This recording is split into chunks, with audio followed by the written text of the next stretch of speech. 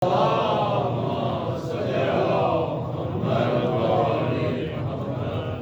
بالله من الشيطان اللعين الرجيم. بسم الله الرحمن الرحيم.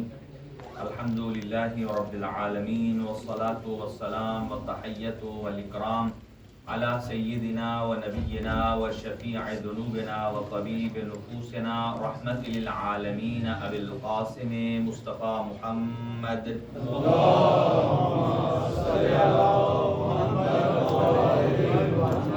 وعلى أهل بيته الطيبين الطاهرين المعصومين المنتخبين المنتجبين، لا سيما على بقية الله الأعظم روحي وأرواح العالمين لتراب مقدمه الفداء. عجل الله تعالى فرجه الشريف، وسهل الله تعالى مخرجه الشريف، ولعنة الله على أعدائهم أجمعين من يومنا هذا إلى قيام يوم الدين. أما بعد، فقد قال الله الحكيم في كتابه المتين. بسم الله الرحمن الرحيم. ولتكن منكم أمة يدعون إلى الخير يأمرون بالمعروف وينهون عن المنكر. صدق الله العلي العظيم.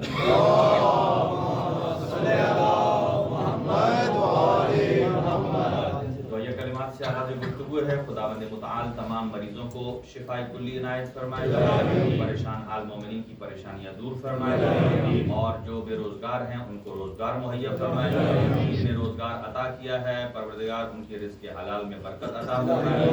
اور جو دور دراز قرب و جوار سے تشریف لا رہے ہیں صف عزائے سید الشہداء امام حسین علیہ السلام میں، پروردگار ان کو ہر ایک قدم پر اجر جمیل اور جزیل فرمائے. اور جتنے ہمارے بزرگان، جتنے نوجوان ینگسٹر جو نذرانہ عقیدت پیش کر رہے ہیں بارگاہ سید الشہداء میں، ان کی اس عبادت کو قبول فرما. نوجوانوں کی زندگیاں دراز فرما، ان کو اپنی زندگیوں میں بہترین ٹارگٹس جو انہوں نے معین کیے ہیں انہیں حاصل کرنے کی توفیق عطا فرما. ان کے والدین کو طول عمر نصیب فرما، ان کا سایہ قائم و دائم فرما، اور اس مرکز کو قائم و دائم فرما. اور اس کے جتنے معاونین ہیں، ممبران ہیں، پروردگار سب کی توفیقات خیر میں اضافہ فرما، اور مرحومین اور گزشتگان کے گناہ معاف فرما. جہاں جہاں صف عزائے سید الشہداء کا انعقاد ہے پروردگار اسے اپنی حفظ و امان میں رکھ. اور امام زمان اجل اللہ تعالی فرجہ الشریف کی کا جلد از جلد ظہور فرما.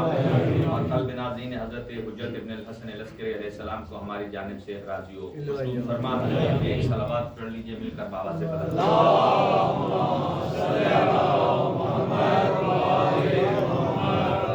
گزشتہ سے پیوستہ انتہائی اختصار کے ساتھ آگے ہم بڑھیں گے، اور ارشاد خداوندی ہے وَلْتَكُنْ مِنْكُمْ أُمَّةٌ يَدْعُونَ إِلَى الْخَيْرِ. آپ میں سے ایک ایسا گروہ کا ہونا ضروری ہے کہ جس کے 3 کام قرآن نے اس آیت میں بیان فرمائے ہیں کہ یدعون الی الخیر، کہ وہ نیکی کے کاموں کی طرف، اچھائی کے کاموں کی طرف، جنہیں ہم خیر کہتے ہیں.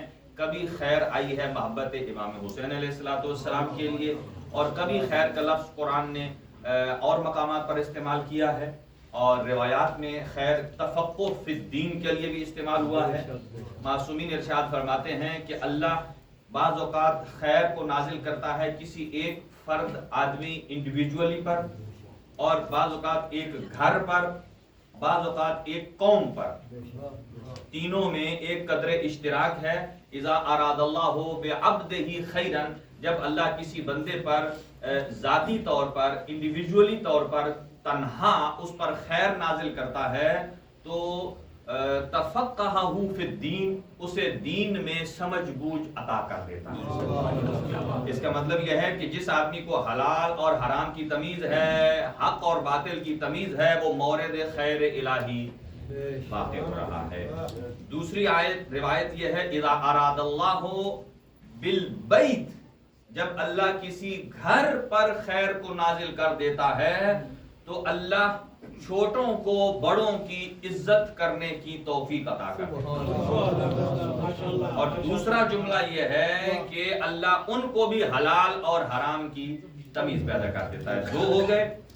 تیسرا اذا اراد اللہ بالقوم، جب اللہ من حیث القوم، پوری کی پوری ملت پر جب خیر کو نازل کر دیتا ہے تو اللہ جب خیر نازل کرتا ہے قوم پر تو اس کی علامت یہ ہے کہ اکثر علماءہم و فقہاہم و اقل جہالہم، جب اللہ کسی قوم پر خیر نازل کرتا ہے تو اس قوم میں علماء کی تعداد اور ان کا ریشو بڑھ جاتا ہے، جاہلین اور کم پڑھے لکھوں کی تعداد کم ہو جاتی ہے۔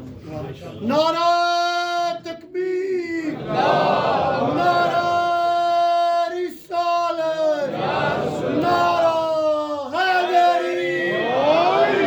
لہذا تینوں اعتبار سے اگر حلال اور حرام کی تمیز ہو تو بھی ہم مورد خیر الہی ہیں، لیکن شرط یہ ہے کہ یہ صرف نالج تک نہ ہو۔ آج تک زیادہ باتیں نالج تک ہیں، پریکٹیکلی ہم داخل نہیں ہوتے ہیں۔ آج کسی بندے کو کہیں کہ دنیا میں حلال کتنے ہیں تو وہ 1 سے لے کر 100 تک آپ کو بتا دے گا، یہ حلال، یہ حلال، یہ حلال، یہ حلال۔ بندہ پوچھے ان سب حلال کو آپ کرتے بھی ہیں؟ وہ کہیں گے یہ اوروں کے لیے حلال ہے۔ یہ مصلحت ہمیں مار کے دے گئی ہے، چاہے ہم عقائد کی دنیا میں ہوں، احکامات کی دنیا میں ہوں۔ یہ جو ہم کہتے ہیں نا چلو چھوڑو، اب اسی کو میں عرض کرتا ہوں آپ کی خدمت میں۔ سید الشہداء امام حسین علیہ السلام نے امر بالمعروف ہمیں کیا کچھ عطا کیا ہے، کیونکہ ایک اور آیت سن لیجئے، ارشاد خداوندی ہے کنتم خیر امت، آپ کی امت بہترین امت ہے، لیکن اس بہترین کی کچھ نشانیاں بھی ہیں۔ ہم جب کسی کو کہتے ہیں نا آپ کیا کمال ہے آپ، بندہ ذرا ایک دفعہ نا 10 میٹر چھلانگ لگاتا ہے، بھائی مجھ جیسا تو کوئی نہیں ہے جی۔ لیکن قرآن یہاں کہہ رہا ہے کنتم خیر امت، بہترین امت ہے، لیکن اس کا کام کیا ہے؟ کنتم خیر امت، بہترین امت ہے، تأمرون بالمعروف، کہ آپ کا کام یہ ہے چونکہ آپ نیکی کا حکم دیتے ہیں، وَتَنْهَوْنَ عَنِ الْمُنْكَرِ، برائیوں سے روکتے ہیں، اور تیسرا جملہ اینڈ پر آیا ہے تؤمنون باللہ، اللہ پر ایمان رکھتے ہیں۔ اب ہمیں آپ یہ بتائیے آپ کی رائے کیا ہے، اللہ پر ایمان اور امر بالمعروف نہی عن المنکر، اس کا سیکوینس کیا ہونا چاہیے؟ اللہ پر ایمان پہلے ہونا چاہیے، امر بالمعروف بعد میں ہونا چاہیے، نہی عن المنکر بعد میں ہونا چاہیے۔ یہاں خود ذات واجب نے امر بالمعروف کو پہلے کیا، نہی عن المنکر کو پہلے کیا، اور تؤمنون باللہ کو بعد میں رکھا۔ مفسرین نے لکھا ہے، دیکھیں اللہ رب العالمین کا ہمارا عقیدہ ہے کہ قرآن مجید کا ایک ایک حرف، ایک ایک نقطہ، ایک ایک زبر زیر یہ اعجاز ہے، معجزہ ہے، ٹھیک ہے۔ اور اللہ رب العالمین نے اس ترتیب سے جس آیت کو بھیجا، اس کا مطلب یہ ہے کہ اللہ کچھ سمجھانا چاہتا ہے۔ فرمایا اگر آپ پہلے لا الہ الا اللہ بھی پڑھ لیں لیکن امر بالمعروف نہ کریں، نہی عن المنکر نہ کریں، تو آپ کا کلمہ توحید کمزور ہے۔ کلمہ توحید کیا ہے؟ کمزور ہے۔ اسی لیے فرمایا امر بالمعروف کو پہلے مقدم کر کے، نہی عن المنکر کو مقدم کر کے بتا دیا۔ یہی دو مرکزی عنصر ہیں کہ جو کلمہ توحید کو مضبوطی اور استحکام عطا کر دے۔ اور یہاں امر بالمعروف، اسی پر آج ہم تھوڑی اور بات کرتے ہیں، چونکہ امام حسین علیہ السلام نے ارشاد فرمایا ہے کہ میں صرف اور صرف امر بالمعروف کے لیے جا رہا ہوں، اريد ان امر بالمعروف۔ اور ہمارے ہاں دو بزرگ مجتہد ہیں، شیخ طوسی علیہ الرحمہ اور ایک ہیں سید مرتضی علم الہدا۔ یہ سید مرتضی علم الہدا وہ سید ہیں کہ جناب سیدہ ان کے استاد کی خواب میں آئی ہیں، شیخ مفید علیہ الرحمہ۔ شیخ مفید علیہ الرحمہ کو جناب سیدہ خواب میں آتی ہیں، اور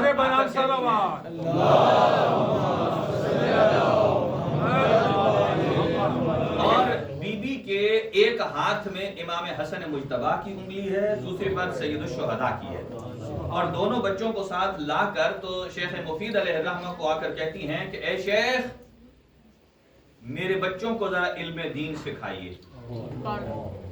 تھوڑی دیر کے لیے اپنے ذہن میں اس جملے کو لائیے، کہنے والا کون؟ صدیقہ،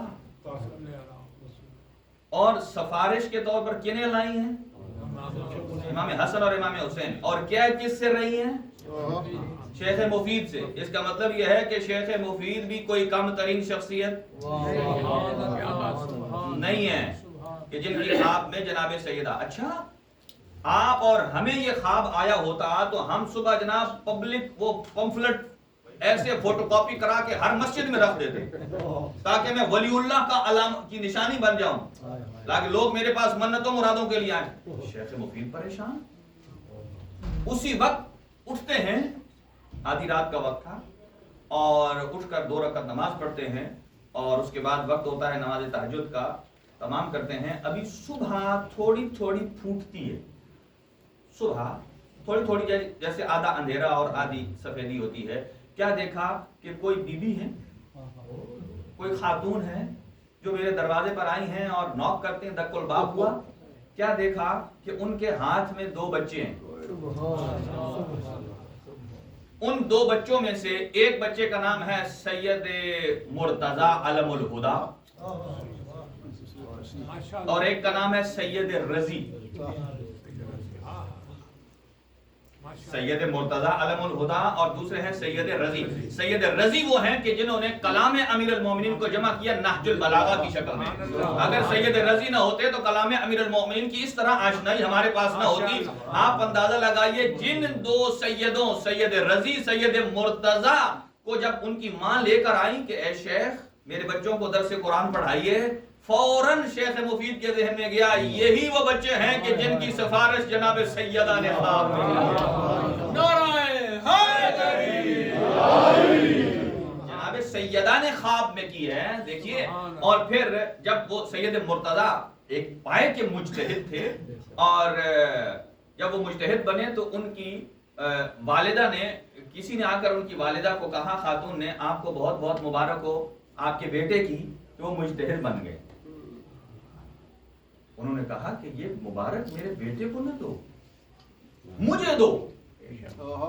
کہا اس کا کمال میرے بیٹے کے ذمہ نہیں ہے، اس کا کمال اس گود میں ہے جس نے اسے پالا ہے. کہا کیسے؟ ایسے ہی نہیں جناب سیدہ کسی کی سفارش کر دیتی. کہا جب بھی میں اس بچے کو دودھ پلاتی تھی تو باوضو ہو کر پہلے صلوات بر محمد و آل محمد پڑھتی تھی، پھر اپنے بیٹے کو دودھ میں دیتی تھی. نہ سید رضی معصوم ہے، نہ ان کی والدہ معصومہ ہے، لیکن اس ذکر پاک اور کلام کا کتنا اثر ہے کہ اگر اس طہارت کے ساتھ بچے کو اگر دودھ پلائے ماں تو نتیجتاً بچہ یا سید رضی بنتا ہے یا سید مرتضی علم الہدا بنتا ہے. بابا دے غلام صلوات. اب شیخ طوسی علیہ الرحمہ دیکھیں یہ باریکیاں ہیں جن کی طرف وگرنہ میں سرسری گزر جاتا. دونوں مراجع ہیں، مجتہد ہیں. آج کل بہت ساری آپ کو چیزیں ایسی مل جائیں گی مارکیٹ میں، لوگ اجتہاد ہی کا انکار کر دیتے ہیں. اجتہاد زندگی کا نام ہے. یہ مکتب تشیع کی اسپیشلٹی ہے.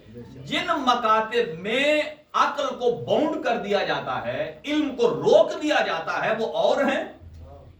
اور جس مکتب میں علم کو حیات دی جاتی ہے اجتہاد کے ذریعے سے، بحث اور تمہید کے ذریعے سے، اسے کہتے ہیں مکتب اہل بیت، مکتب تشیع. لہذا اور شیخ طوسی علیہ الرحمہ کہتے ہیں امر بالمعروف واجب ہے، نہی عن المنکر بھی واجب ہے. سید رضی سید مرتضی بھی کہتے ہیں واجب ہے. فرق کیا ہے؟ فرق شیخ طوسی علیہ الرحمہ کہتے ہیں یہ واجب عینی ہے، واجب عینی، اور سید مرتضی کہتے ہیں یہ واجب کفائی ہے. اب ڈیفینیشن واجب عینی کیا ہوتا ہے؟ وہ کام کہ جو ہر آدمی پر انڈیویجولی واجب ہے، ہر آدمی پر انڈیویجولی واجب. مثلا نماز،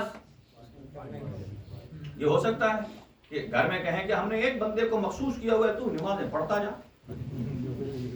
ہم سے ساکت ہے. جیسا کہ آدمی کو اگر بھوک لگے، ایسا ہو سکتا ہے کھائے کوئی جی کسی کا بھرے نہیں نا. جسے بھوک لگی ہے جب تک وہ نہیں کھائے گا. یہ نماز اور عبادات بھی در حقیقت ایک روح کی غذا ہے. موسیقی روح کی غذا نہیں ہے. اور اسی طرز پر آج اب ایسی چیزیں آ چکی ہیں کہ آپ سنتے ہوئے بعض اوقات حیران ہو جاتے ہیں کہ اہل بیت اطہار علیہ السلام کا قصیدہ، ان کا نوحہ، منقبت ایسے پیش کی جاتی ہے، لگتا ہے آپ تھوڑی دیر کے لیے ذرا ہٹ کر دیکھیں، اس کے ساؤنڈ سے دیکھیں تو پتہ ہی نہیں چلتا یہ منقبت ہے. یعنی یہی تو ایک آپ کہتے ہیں کہ استعمار کی باقی سازشیں بھی ہیں، تو کیا یہ نہیں ہے جس نے ایسا عمل کروا کے آپ کی عبادت سے روح عبادت کو سلب کر دیا؟ اب اس نوحے پر نہ ہمیں رقت آتی ہے اور نہ اس قصیدے سے ہمیں کچھ حاصل ہوتا ہے، سوائے اس کے کہ وہ شرک دے دیں گے، نصیریت دے دیں گے، وہ کہیں گے وہ علی اللہ لگتا ہے ویورز کے لیے، فالورز کے لیے. اسی لیے امام حسین نے فرمایا کہ امر بالمعروف اور نہی عن المنکر کے لیے میں نکلا. اور یہاں سنیے گا، شیخ طوسی کہتے ہیں واجب عینی ہے، اور ان کا استدلال اس آیت سے ہے، کنتم خیر امت، اللہ نے آپ کو بہترین امت بنایا ہے، تأمرون بالمعروف وتنہون عن المنکر. یہ خطاب ہے ڈائریکٹ کہ آپ امر کریں، آپ نہیں سے روکیں، برے کام سے روکیں، اور پھر تؤمنون باللہ. اور سید مرتضی علم الہدا وہ استدلال کرتے ہیں واجب کفائی کا، امر بالمعروف کا، کہ امر بالمعروف واجب کفائی ہے کہ اگر کوئی ایک امت یا ایک گروہ کر دے تو باقیوں سے ساقط ہے، وہ گناہگار نہیں ہے. جیسا کہ مثلا مجلس میں شرکت کرنا ہر آدمی کے لیے عزاداری سید الشہداء میں یہ واجب عینی ہے، یہ واجب کفائی ہے. اگر واجب عینی ہو تو اس کا مطلب یہ ہے کہ جو شرکت نہیں کر سکا، شرکت نہ کر کے وہ گناہگار ہے، جبکہ کسی کی مجبوری بھی ہو سکتی ہے، کوئی عذر شرعی بھی ہو سکتا ہے. اس کا مطلب یہ ہے کہ یہ واجب کفائی ہے. اسی طرح ایک نوجوان نے کل سوال بھی کیا کہ جو ہم کھڑے ہو کر بعد میں ماتم کرتے ہیں، یہ ماتم بھی واجب کفائی ہے یا واجب عینی ہے؟ اور اس میں بھی ہمارے دو قسمیں ہیں، ایک جو سائیڈ پہ آہستہ آہستہ ماتم کرتے ہیں، اور ایک ہے جو درمیان میں زور سے ماتم کرتے ہیں. ایک نوجوان نے یہی سوال پوچھا، کیا میں آہستہ آہستہ ماتم کروں تو کیا یہ عبادت ہوگی؟ یہ امر بالمعروف کا ایک نمونہ ہے.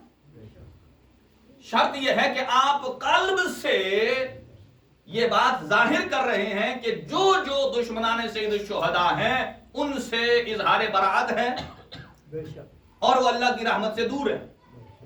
ہاں، یہاں اس میں کوئی فرق نہیں ہے کہ جو زور سے ماتم کرے وہ بڑا عزادار ہے اور جو کم کرے وہ چھوٹا. نا، یہ چھوٹے بڑے کی ڈیفینیشن ہے، اس کی تقسیم آپ اور ہم نہیں کر سکتے.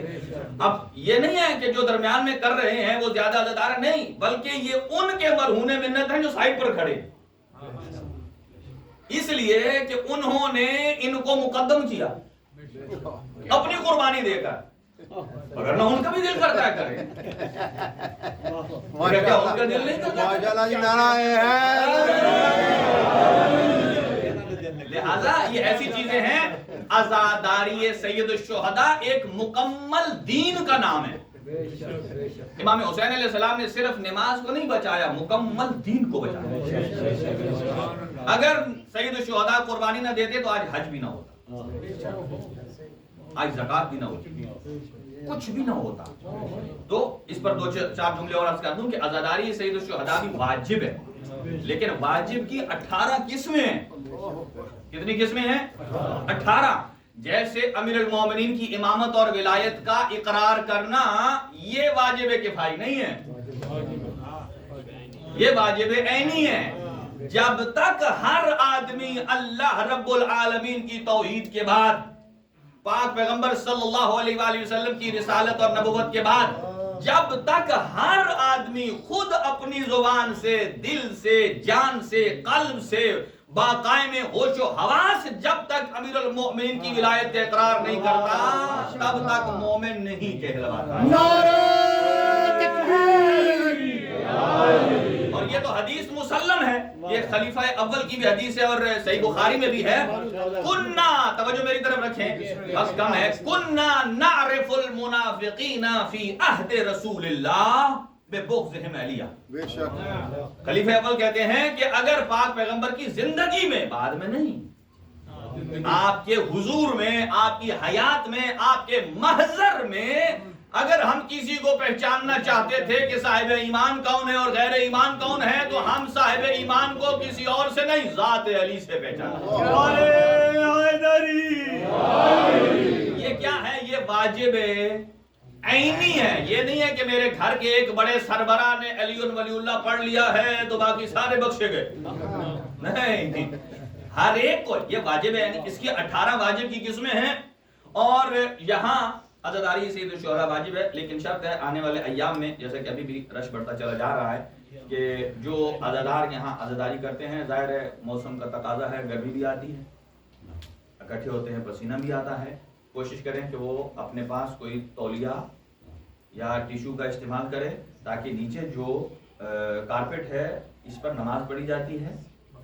اگرچہ پسینہ نجس نہیں، یہ بات یاد رکھیے، اگرچہ پسینہ نجس نہیں ہے لیکن کراہت والی چیز ہے، یعنی آپ اپنے ہی پسینے کو خود پسند نہیں کرتے، جس کو پسینہ نکلے اور وہ ایسے کر کے یہاں ماتھا صاف کرے، ادھر نماز پڑھی جاتی ہے۔ اسی لیے کہا جاتا ہے کہ جب آپ مسجد میں نماز کے لیے بھی آئیں تو اپنے آپ کو معطر کریں، خوشبو لگائیں۔ اس کا مطلب کیا ہے؟ اس کا مطلب یہ ہے کہ جو ہمارے ساتھ بدبو آ رہی ہے وہ نہ آئے۔ اسی لیے کہا گیا ہے کہ اگر آپ پیاز کھانا چاہتے ہیں تو کھا کے گھر بیٹھیں، لہسن کھانا چاہتے ہیں کھا کے گھر بیٹھیں۔ اگر آپ نے مسجد میں آنا ہے جہاں اجتماعی نماز ہوتی ہے تو وہاں آپ وہ پیاز والا منہ نہ لائیے، وہ لہسن والا۔ اس میں کیا فلسفہ ہے؟ اس کا مطلب یہ نہیں ہے کہ آپ پیاز نہ کھائیں، مطلب کھائیں، لیکن اجتماع کے آداب الگ ہوتے ہیں اور افراد کے الگ ہوتے ہیں، اور جیسے یہاں تشریف لاتے ہیں پیر صاف ہونے چاہیے، لباس اچھا ہونا چاہیے، پاکیزہ ہو اور خوشبو لگائی ہوئی ہو۔ محرم میں اس اعتبار سے خوشبو لگانا، اپنے آپ کو معطر کرنا، اس میں کوئی عیب نہیں ہے، یہاں تک کہ حرم ہائے مقدس میں خوشبو لگائی جاتی ہے، اور یہاں تک کہ لوبان بھی لگایا جاتا ہے۔ اور دوسری بات کہ اگر کسی کے ہاں زیادہ ماتم کرنے کی وجہ سے کوئی بلڈ نکل رہا ہو، میری ان برادر سے مؤدبانہ گزارش ہے کہ آپ سب سنیں، مؤدبانہ گزارش ہے کہ وہ اپنے اس کو روکیں، اس لیے کہ جب پسینہ آتا ہے اس کے اوپر لگتا ہے، پھر اس کا چھینٹا نکلتا ہے، جو سامنے کھڑا ہوا ہے وہ جب منہ سے یا حسین کہتا ہے تو وہ چھینٹا اس کے منہ میں جاتا ہے۔ مطلب یہ کہ یہ کیسا مست آدمی ہے جو اپنی عبادت میں دوسروں کو آلودہ کرے چلے جا رہا ہے۔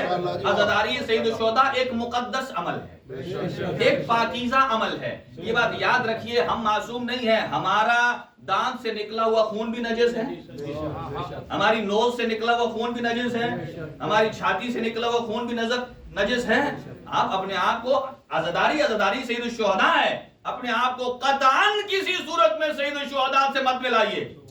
اس لیے تو حسین ابن علی وہی تاریخ میں واحد شخصیت ہے جن پر محمد مصطفیٰ بھی ناز کرتے ہیں، کہ واحد شخصیت ہیں کہ جن کے بدن کا نکلا ہوا خون جس زمین پر پڑتا ہے اللہ اسے خاک شفا بنا دیتا۔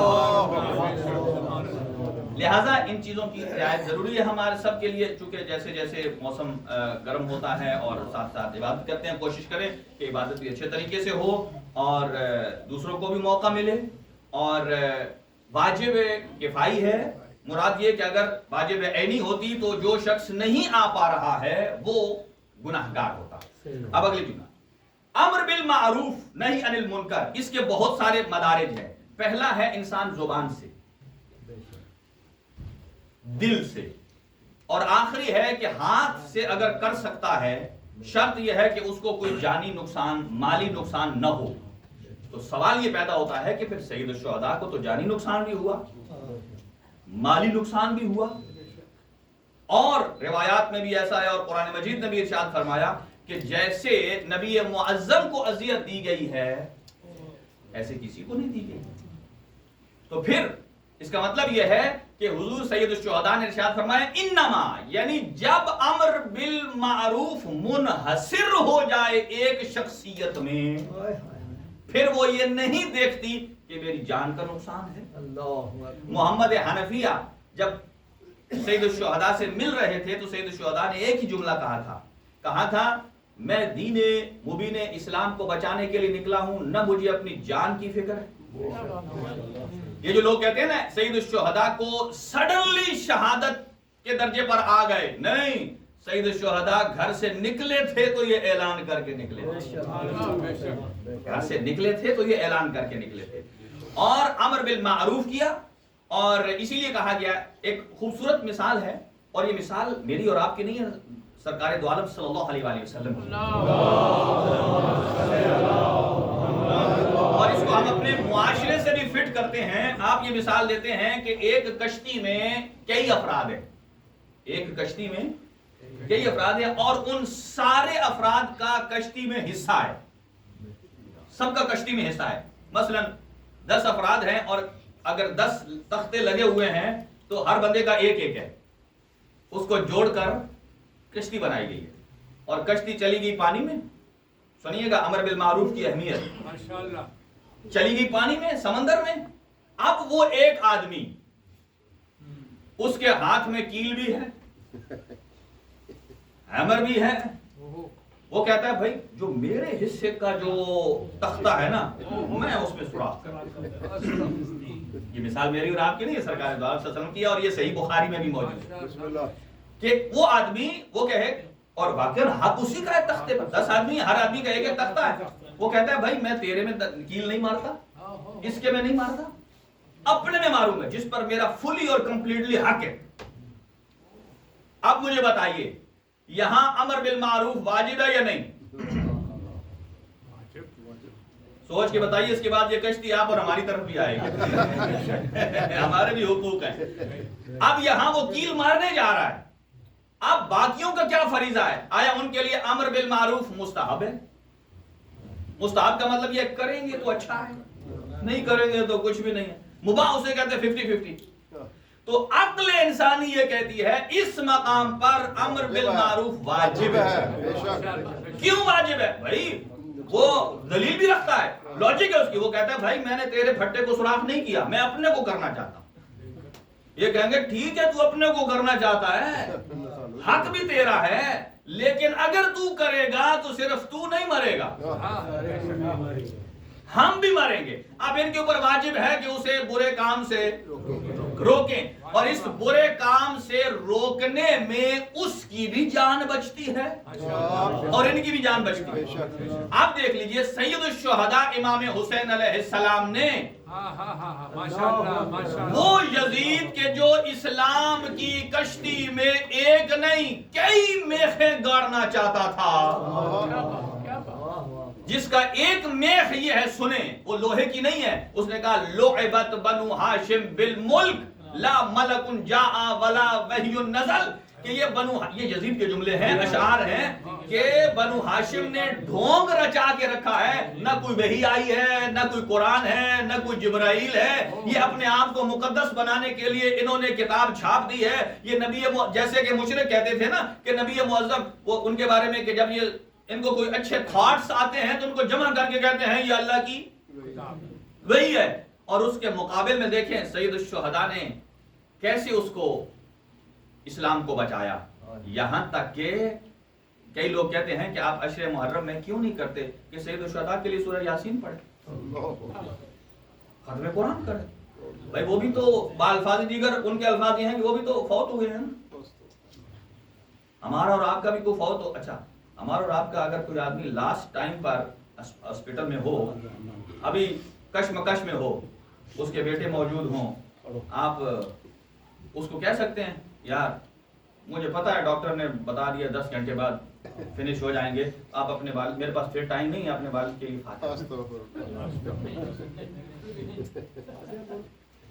فاتحہ پڑھ لیں. بھائی 10 گھنٹے بعد چلا جانا. جیسے ابھی ہوتا ہے کہ کئی لوگ ویڈیو پہلے ریکارڈ کر لیتے ہیں، کہتے ہیں فلاں ٹائم پر میں اسے اپلوڈ کروں. ایسے موقعیت پر اسے کہیں بھائی ابھی تو 10 گھنٹے، تو وہ بچہ کیا کہے گا؟ خوش ہوگا ناراض ہوگا؟ وہ کہے گا بھائی ابھی تو میرا باپ زندہ ہے. فاتحہ اس کے لیے پڑھا جاتا ہے جو خود نہ پڑھ سکے. فاتحہ اس کے لیے پڑھا جاتا ہے جو خود نہ پڑھ سکے. عقل کے ناخن لیجئے، آپ کہتے ہیں سید الشہداء کے لیے فاتحہ پڑھو. سید الشہداء تو وہ کائنات کی واحد ہستی ہے کہ آپ ایسا زندگی میں قرآن نہیں پڑھ سکتے کہ شہادت کے بعد جو حسین ابن علی نے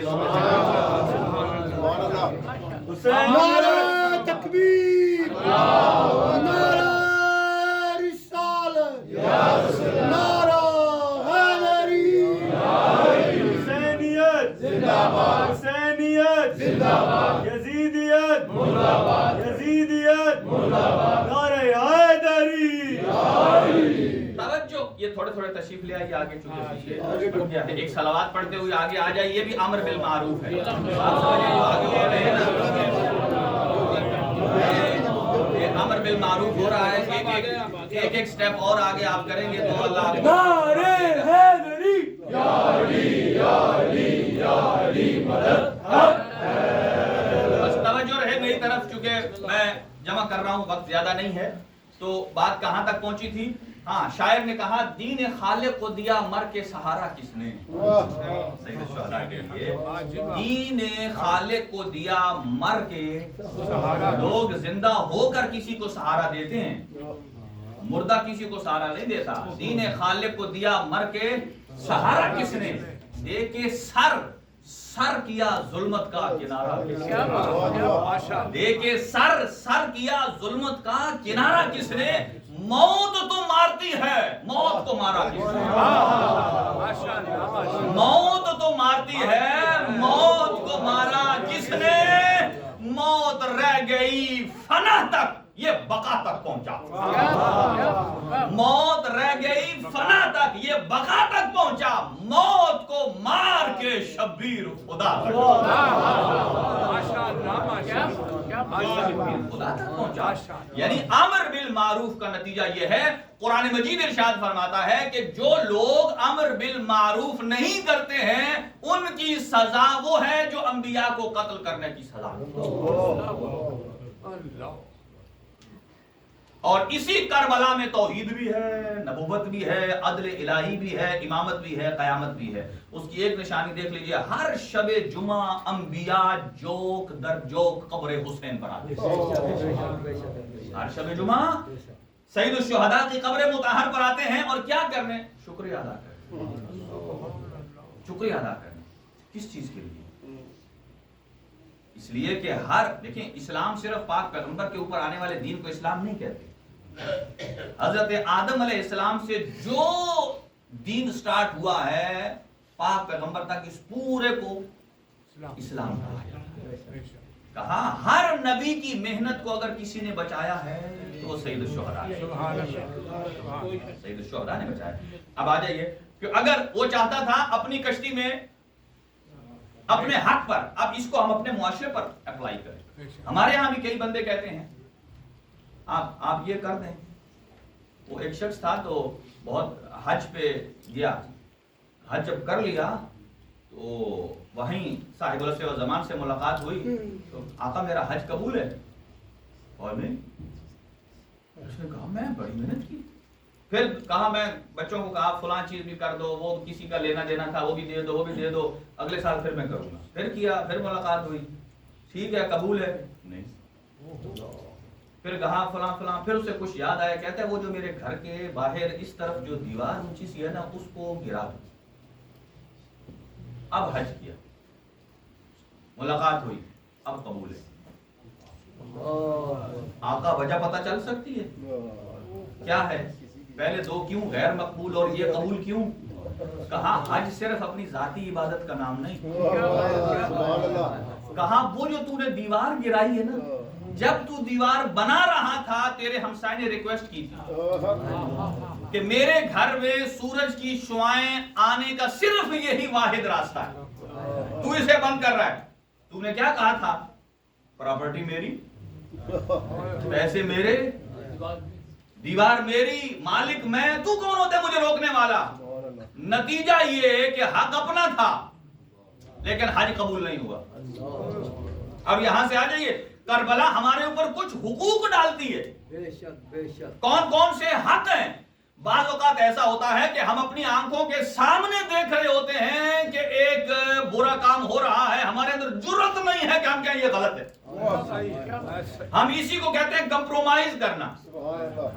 لیکن یاد رکھیے حضور سرور کائنات کی سیرت ہے، آپ اپنی ذات کے معاملے میں بڑے نرم تھے، دین کے معاملے میں قطعاً برداشت نہیں۔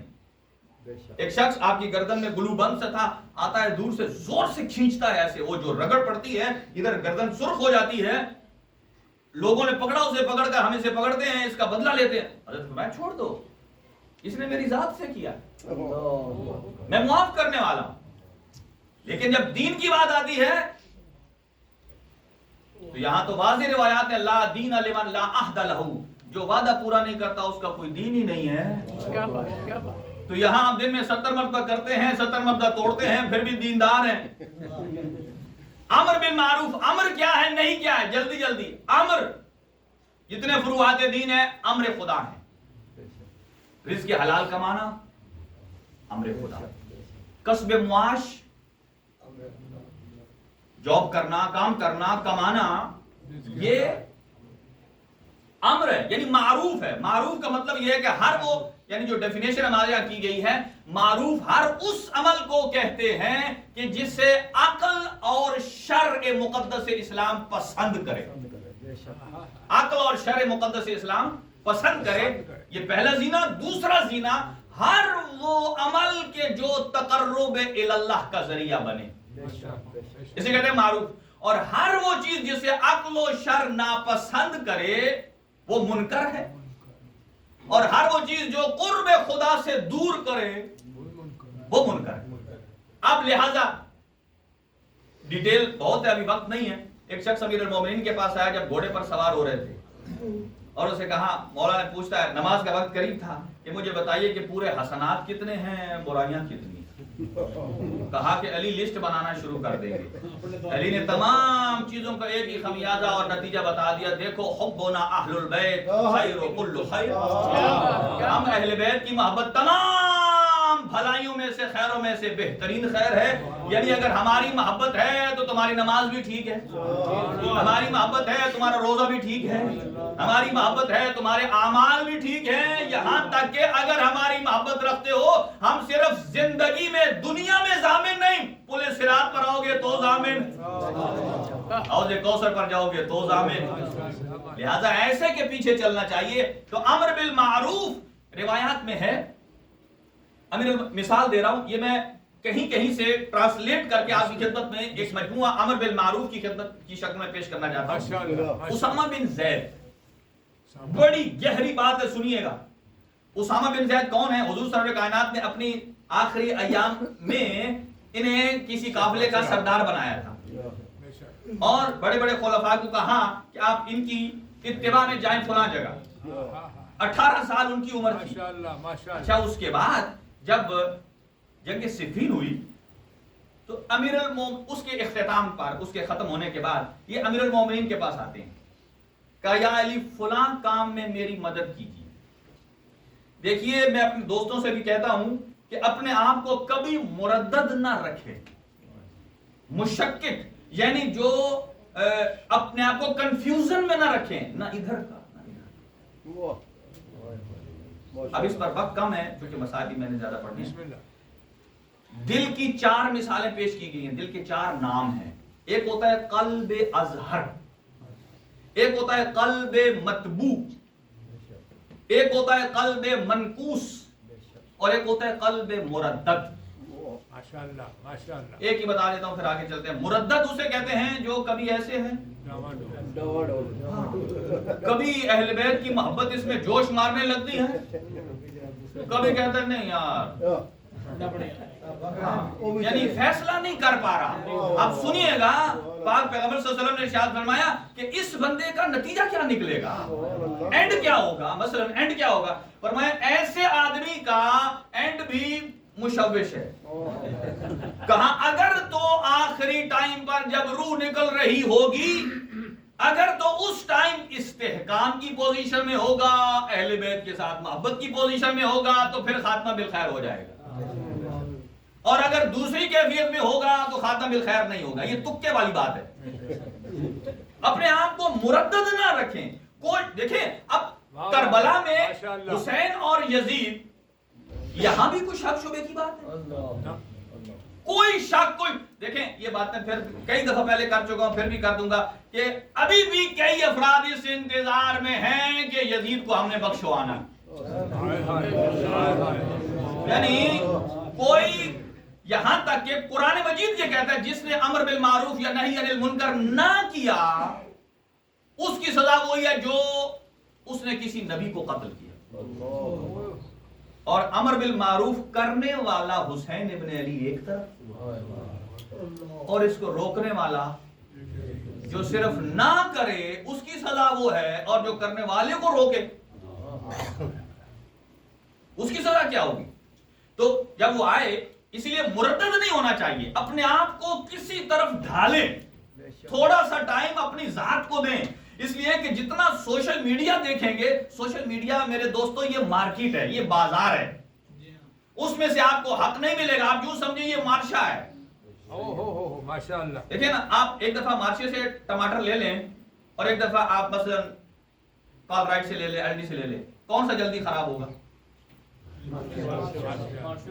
کیوں؟ یہ بھی آپ کو پتا ہے. تو جب ہم وہ ٹماٹر نہیں لیتے مارشے سے جو جلدی خراب ہو جانے والا ہے، تو ہم اس مارکیٹ سے دین لے رہے ہیں کہ جس کا کوئی ذمہ دار آدمی نہیں ہے. کوئی ذمہ دار آدمی نہیں ہے. ہر آدمی کسی کی ریل بنا رہا ہے، کسی سے لے کر کہیں دے رہا ہے. یاد رکھیے دین کے جتنے سورس اللہ نے دیے ہیں وہ پاک اور پاکیزہ معصوم دیے ہیں. اگر سوشل میڈیا معصوم ہے تو مجھے کریکٹ کر دیں. دیکھیں اگر سوشل میڈیا معصوم ہے تو آپ کہہ سکتے ہیں ٹھیک ہے جی 14ویں کے بعد 15واں ہم لے لیتے ہیں سوشل میڈیا. کہ ایسا نہیں ہے.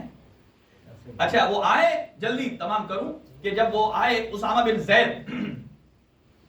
زید آئے اور کہا مولا علی سے کہ مجھے یہ چیز دے دیجئے. کوئی ایسا نہیں تھا کہ اس کے بغیر ان کا وہ مثلا دینا کوئی عذر شرعی نہ ہو یا واجب ہو دینا کھانے پینے کی چیز جس سے بندہ مر جائے، ایسا نہیں تھا. کہا میری ہیلپ کیجئے. امیر کائنات نے فرمایا نہیں کرو. علی جب کہہ دینا نہیں تو یہ وہ علی ہے کہ جس کے مقابلے میں جتنے بھی آ جائیں، سارے مشرکین بھی آ جائیں تو علی نے کہنا ہے نہیں. یہ اس جرأت کا نام ہے علی. تو کہا میں نہیں. اور انہوں نے آگے سے اپنا تعارف کیا پیش کیا، کہا میں نبی پاک کا وہی عظیم صحابی ہوں جو آخری وقت پر بڑے بڑے اصحاب کو نبی پاک نے میرے انڈر رکھ کے کہا تھا جنگ میں جاؤ. علی نے فرمایا ٹھیک. کہا پھر مدد کریں گے؟ کہا علی نہیں کرے گا. توجہ رہے. کہا کیوں نہیں کریں گے؟ اب سنیے امر بالمعروف. بعض اوقات ایک خاموشی بھی گناہ بن جاتی ہے. خاموش رہنا گناہ بن جاتا ہے. سنیے گا. کہا کیوں نہیں مدد کرتے؟ کہا اس لیے کہ جنگ صفین میں تم نے خاموشی اختیار کی. یہ باتیں یہ سمجھنے والی باتیں ہیں، یہ آپ کے مائنڈ کو کلیئر کرنے والی باتیں ہیں کہ بعض اوقات اگر غلط ہو رہا ہو تو ہم اگر ہاتھ سے نہ کر سکیں، زبان سے نہ کر سکیں، دل سے تو اظہار نفرت کریں. امیر المومنین نے فرمایا اگر جو دل سے بھی اظہار نفرت کرتا ہے اسے ایک ثواب مل گیا، وہ روز قیامت بری و ذمہ ہے. اگر زبان سے روکتا ہے تو اللہ اس کے اوپر اسے اجر و ثواب بھی دے گا. لہذا اور کہا کہ تو چونکہ خاموش رہا ہے اس لیے کہا اتنی بڑی سزا خالی خاموش رہنے کی. توجہ. کہا میں خاموش ہی رہا ہوں، میں نے گناہ تو نہیں کیا. اگر ادھر جاتا بولیے علی کی مخالفت میں تو گناہ ہوتا. کہا میں ادھر گناہگار تو نہیں ہوں. علی نے فرمایا تو نے معصیت کی ہے، تو نے گناہ کیا ہے. کہا کیسے؟ کہا تو ادھر تو نہیں گیا لیکن تو خاموش رہا. تو چونکہ عظیم المرتبت قد والا تھا، تیری خاموشی نے اسے طاقت عطا کی. تیری خاموشی نے اسے طاقت عطا کی ہے. اگر تو بول پڑتا کہ میں علی کی طرف دوں تو وہ کمزور ہو جاتا. عجیب. اب آخری جملہ اور مصائب کی طرف. اب مجھے بتائیے بعض اوقات خاموش رہنا بھی معصیت ہے. سید الشہداء نے 8 ذی الحج کو حج کے احرام کو عمرے میں تبدیل کیا. ماشاءاللہ. تبدیل کر کے کدھر آئے؟ کربلا کی طرف. مجھے بتائیے یہ 72 کا قافلہ کربلا آیا, کتنے افراد تھے حج کرنے والے؟ لاکھوں میں تھے. اب آپ سے سوال یہ ہے وہ لاکھوں حج کرنے والے ان کا حج تھا یا نہیں؟ صحیح ہے, صحیح ہونا تو بات کی بات ہے, حج ہے یا نہیں ہے؟ کیوں نہیں ہے؟ انہوں نے کوئی گناہ تو نہیں کیا. انہوں نے کوئی گناہ تو نہیں کیا, وہ تو عبادت کر رہے تھے. لیکن کیوں نہیں ہے؟ اس لیے کہ اس زمانے میں آج اگر کہیں چھوٹی سی موومنٹ ہو تو کسی پریزیڈنٹ کو پتہ نہیں چلتا؟ چل جاتا ہے. تو کیا حاکم شام یا یزید کو پتہ نہیں چلے گا کہ جب حسین وہاں سے نکل رہے ہیں کیا اسے پتہ نہیں چلا؟ چلا ہے پتہ. کہاں حسین نکل رہے ہیں اکیلے, باقی لوگ حج کر رہے ہیں, انہیں کوئی حسین سے لینا دینا نہیں. اس کا مطلب یہ ہے کہ ان کے کان پر انہوں نے حسین کے خروج کو وہاں سے اہمیت ہی نہیں دی.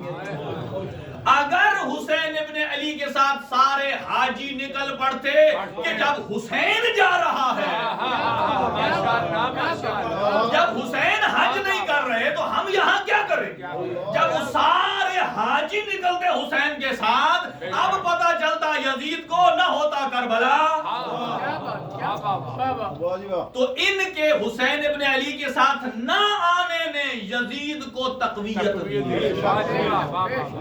اس تقویت کے وہ مجرم ہیں. اس لیے امر بالمعروف بعض اوقات زبان سے کرنا, بعض اوقات ساتھ جانا, اور بعض اوقات خاموش رہنا بھی معصیت بن جاتا ہے. خاموش رہنا. لہذا اس بات پر غور سے رکھیے توجہ اپنی اولاد کی طرف بھی. یہ امر بالمعروف, آج بھی وقت کم رہ گیا, کل پھر اسی کو میں آگے لے کر کنٹینیو کروں گا کہ امر بالمعروف والد کے لیے بھی واجب ہے, والدہ کے لیے بھی واجب ہے, اور ملک کے حکمرانوں کے لیے بھی واجب ہے. اسی طریقے سے علماء کے لیے بھی واجب ہے, جو سرکردہ ذمہ داران ہیں ان کے لیے بھی واجب ہے. کل مثالیں عرض کروں گا آپ کی خدمت میں. ہر باپ کے لیے لازمی ہے کہ اولاد کو امر بالمعروف کرے, کم از کم عشرہ محرم میں ایک مرتبہ بتائے.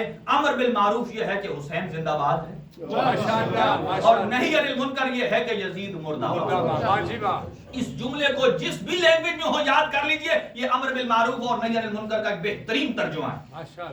لیکن آج ہم جس کا کرنے والے ہیں تذکرہ, وہ کثیر مسلمانوں میں اکیلا مسلم. علامہ اظہر حسن زیدی فرمایا کرتے یہ اتنے مسلمانوں میں اکیلا مسلم.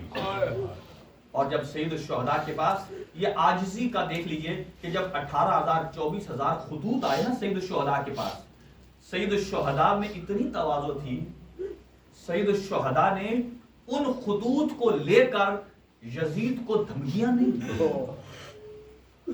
کہ میرے اتنے طرفدار ہیں, اور ان کو بھی وہ وعدہ نہیں دیا خطوں والوں کو کہ میں آ رہا ہوں تو میں فلاں فلاں عہدہ دوں گا. یہ ہے خالصتاً لوجہ اللہ. اور جب خطوط آئے, سید الشہداء نے بلایا مکہ میں حضرت مسلم بن عقیل کو, اور ایک لیٹر لکھ کر دیا, اور جملات کیا تھے؟ اے کوفہ والو, یا اہل الکوفہ, انی باعث الیکم اخی وابن عمی وثقۃ من اہل بیتی. میں ایسی شخصیت کو بھیج رہا ہوں, یہ نہ سمجھنا کہ یہ مسلم ہے, سمجھنا یہ خود حسین آ رہا ہے, یہ میرے اہل بیت کا ثقہ ترین فرد ہے. جب بھیجنے لگے نا 15 رمضان کو وہاں سے نکلے اور 5 شعبان کو کوفہ پہنچے, چند جملے عرض کروں گا, اور جیسے ہی نکلنے لگے نا تو سید الشہداء سے جب آخری الوداع کرتے نا, حضرت مسلم سینے سے لگتے, خدا حافظی کر کے چند قدم چلتے, پھر پلٹ کر آ جاتے, پھر سید الشہداء کی ریش اقدس کو چومتے ہیں, ہاتھوں کو چومتے ہیں. جب 2 دفعہ کیا نا, تیسری دفعہ پھر جب مسلم پلٹے, سید الشہداء نے پوچھا, اے میرے چچا کے بیٹے کیا وجہ ہے, آیا آپ کا دل نہیں مان رہا جانے کو؟ کہنے لگے آقا آپ کا حکم سر آنکھوں پر, میں سفر کی طوالت سے نہیں گھبرا رہا, میں کسی اور مشکل سے نہیں گھبرا رہا. کہا پھر مسلم کس بات سے گھبرا رہے ہو؟ کہا جب میں آپ سے ملنے آتا ہوں مجھے ایسا لگتا ہے اے مسلم تو فرزند پیغمبر کو پھر زندہ نہیں دیکھے گا. چھاتی کے ساتھ لگایا, رخصت کیا, توکل علی اللہ کرو. جب گئے اور جیسے ہی وہاں کوفہ پہنچے بیعت ہوئی اور ایک دم کثیر تعداد نے بیعت کی. اور وہاں سے جب پتہ چلا یزید کو کہ یہاں تو حالات خراب ہیں, قابو نہیں ہو رہے, اس طرح بیعت ہوتی گئی تو مسلم تو چھا جائیں گے, اس نے عبید اللہ ابن زیاد کو بصرہ سے بلایا, نعمان ابن بشیر کو ہٹایا جو کہ حضرت مختار کے پہلے سوسر بھی بنتے ہیں, اور یہاں ان کو لا کر, اور کس انداز سے آیا. یہی میں کہتا ہوں مجالس کا نچوڑ دیکھیے کہ آج ہر جگہ لوگ حق کو باطل کے لباس میں آپ کو امبلاش کر کے دے رہے. ہمیں پہچاننے کی ضرورت ہے کہ حق کیا ہے, باطل کیا ہے. جب یہ عبید اللہ آیا کس کیفیت میں آیا؟ اس نے حسین ابن علی کی طرح اپنا روپ اپنایا. کوفہ والے منتظر تھے کہ سید الشہداء آئیں گے. اس نے سر پہ کالا امامہ باندھا, نقاب لگایا, کچھ اہل حرم کو ساتھ لیا, مختصر قافلہ سواریوں پر آیا. جیسے ہی پہنچے کوفہ کے قریب لوگوں نے صلواتوں سے استقبال کیا, اور جیسے دارالامارہ کے قریب پہنچا اس نے جب نقاب الٹا, لوگوں نے کہا یہ تو حسین ابن علی نہیں ہے, یہ تو عبید اللہ ابن زیاد ہے. گیا اور اس نے کہا دیکھو جہاں بھی مسلم ابن عقیل ہے میرے حوالے کر دیا جائے, اور جو اسے پناہ دینے والا, پہلے لالچ دیا اور نتیجہ یہ نکلا اس کا کہ وہ مسلم کہ جس کے پیچھے مغرب کی نماز میں 3000 افراد تھے, عشاء کی نماز میں صرف 10 افراد رہ گئے. اور جب باب کندہ تک پہنچے نا تو یکا و تنہا نظر یمیناً و شمالا, نہ کوئی راستہ بتانے والا ہے, نہ کوئی گائیڈ کرنے والا ہے, رات کا اندھیرا ہے. آگے جاتے ہیں ایک دیوار کے پاس شدت پیاس سے کھڑے ہو جاتے ہیں, اور ایک کنیز باہر نکلتی ہے, اس سے سلام کرتے ہیں السلام علیک یا امت اللہ, اے اللہ کی کنیز تیرے اوپر سلام ہو. وہ کہتی ہے وعلیک السلام یا عبداللہ, اے اللہ کے بندے تیرے اوپر سلام ہو. کہتے ہیں حل لی شربۃ من الماء السبیل, کیا مجھے پانی کا ایک گلاس مل سکتا ہے؟ وہ پانی کا گلاس لائی اور پیا, اور پی کر توجہ رہے کیفیت کیا ہے. اب حضرت مسلم نے اپنی پشت کو دیوار سے لگایا اور بیٹھتے بیٹھتے اپنا سر زانوں پر رکھا اور بیٹھ گئے. اور وہ عورت پوچھتی ہے کہ کیا تو نے پانی پی نہیں لیا, اب تو جاتا کیوں نہیں ہے؟ جب یہیں تک بیٹھے رہے نا, آخر میں عربی کے جملے ہیں, اس نے سختی میں لہجہ بدل کر کہا اولم تشرب الماء, کیا تم نے پانی پی نہیں لیا؟ جب تیسری دفعہ اس نے اپنے لہجے کو تیز کیا نا, اب مسلم کہتا ہے کہ جس کا وطن نہ ہو وہ کدھر جائے, جو جس شہر میں غریب ہو وہ کہاں جائے. کہا کیا تم مسلم ہے؟ کہا جی ہاں میں حسین کا سفیر مسلم ہوں. کہا آقا مجھے معاف کیجئے گا, پہلے میں نے سخت لہجہ اختیار کیا ہے, اپنی دادی کے پاس سے بارش کیجئے گا. اجرکم علی اللہ. یہ مسلم نہیں لڑ رہا تھا, لگتا ہے کہ صفین میں علی لڑ رہا ہے. دوا کے گھر تھے, رات وہاں گزاری, اس نے بستر دیا, کھانا دیا. کہا مجھے کھانا نہ دو, مجھے مصلی عبادت دو.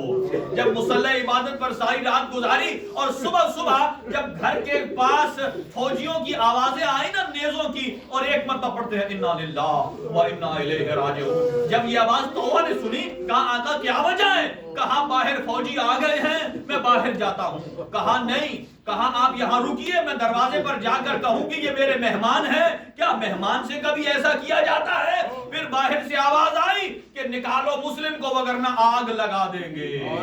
جب یہ جملہ آیا نا, مسلم کی آنکھوں سے آنسو آئے, آنکھیں سرخ ہو گئی. غیرت ہاشمی نے جلال دیا.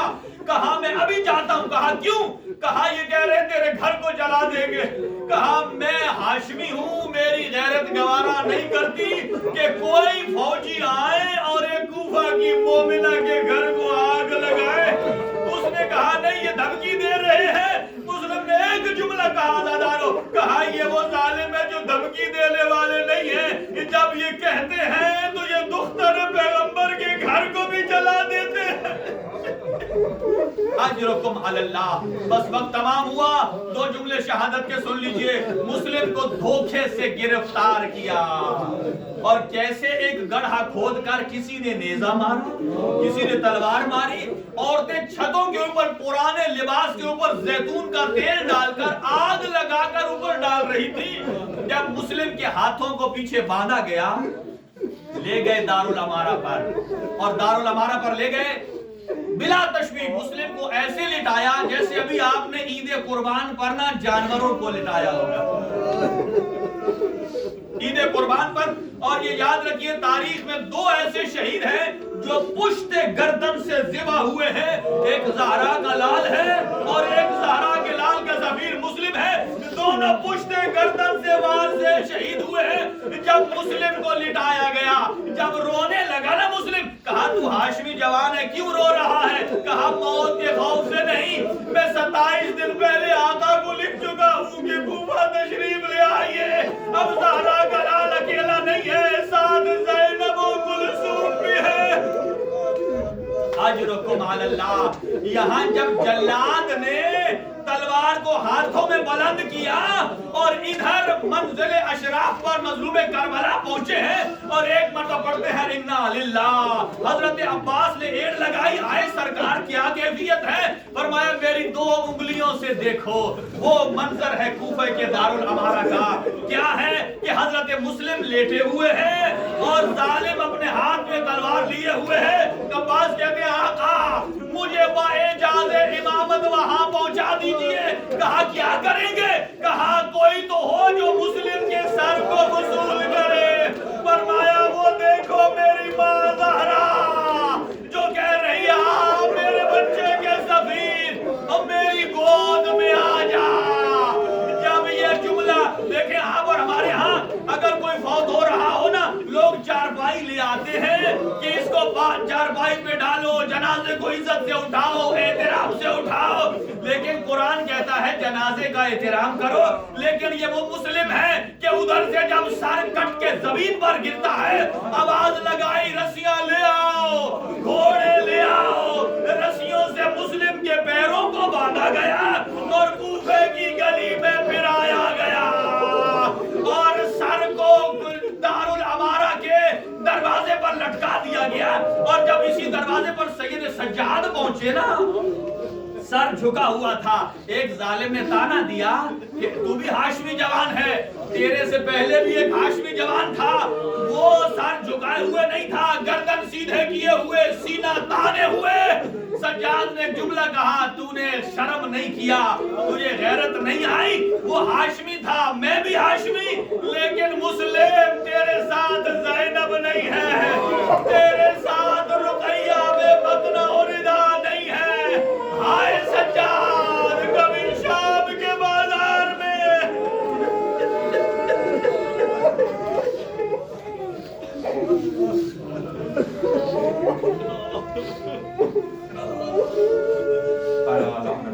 ماتم حسین یا